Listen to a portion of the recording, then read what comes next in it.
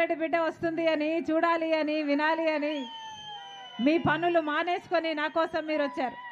ప్రతి అన్నకు, ప్రతి తమ్ముడికి, ప్రతి అయ్యకు, ప్రతి అక్కకు, ప్రతి చెల్లికి, ప్రతి అమ్మకు మీ రాజశేఖర రెడ్డి బిడ్డ మీ వైఎస్ షర్మిలారెడ్డి శిరస్సు వంచి చేతులు జోడించి మనస్ఫూర్తిగా నమస్కరించుకుంటోంది.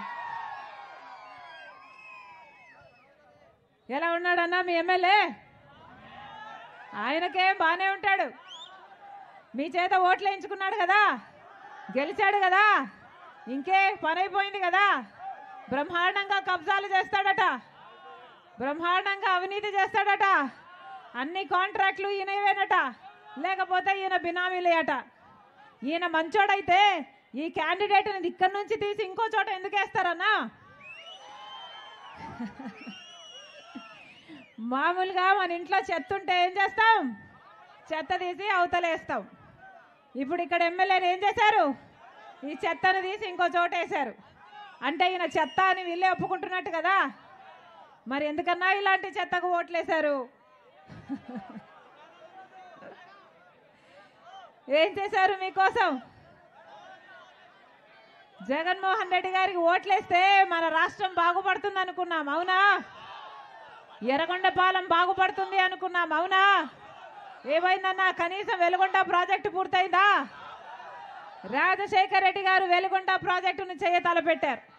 4,50,000 ఎకరాలకు నీళ్ళిచ్చే ప్రాజెక్టు, 15 లక్షల మందికి తాగునీరిచ్చే ప్రాజెక్టు.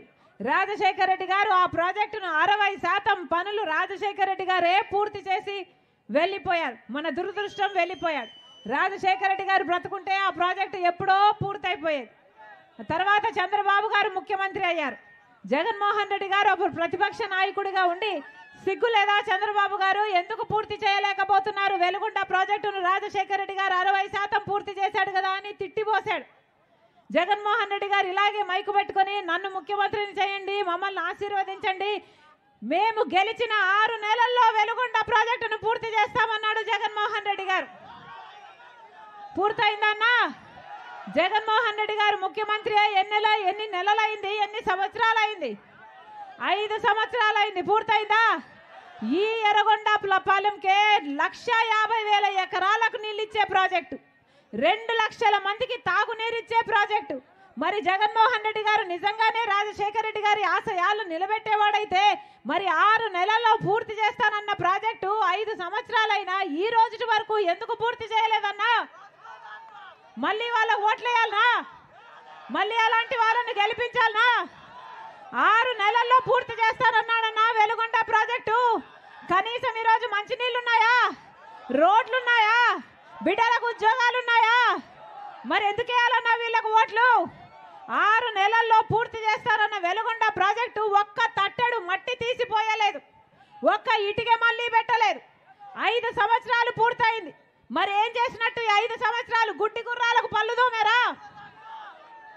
గాడిదలు కాసారా? 5 సంవత్సరాలు గడిచేపోయాయే, వెలుగొండ పూర్తి అవ్వలేదు. కనీసం తాగునీరు లేదు, కనీసం సాగునీరు లేదు, కనీసం వలసలు ఆగేది లేదు. ఎప్పుడన్నా మన ప్రాంతం బాగుపడేది? వీళ్ళ రాజశేఖర రెడ్డి గారి ఆశయాలను నిలబెట్టేది? వీళ్ళు కాదన్నా రాజశేఖర రెడ్డి గారి ఆశయాలను నిలబెట్టేది. రాజశేఖర రెడ్డి గారు రైతుని ఎట్లా చూసుకున్నాడన్నా? రైతుని ఎత్తిన పెట్టుకోలేదా రాజశేఖర రెడ్డి గారు? రుణమాఫీ చేయలేదా రాజశేఖర రెడ్డి గారు? డ్రిప్పులు మీద సబ్సిడీ ఇవ్వలేదా రాజశేఖర రెడ్డి గారు?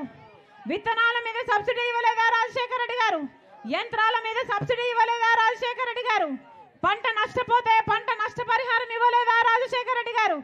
మరి జగన్మోహన్ రెడ్డి గారు ఆయన సొంత కొడుకే. మరి ఆయన ఆశయాలను నిలబెట్టాల్సిన జగన్మోహన్ రెడ్డి గారు ఏం చేశారు? మద్దతు ధర ఉందా ఇప్పుడు రైతుకు? డ్రిప్ వేసుకుందామంటే సబ్సిడీ ఉందా రైతుకు?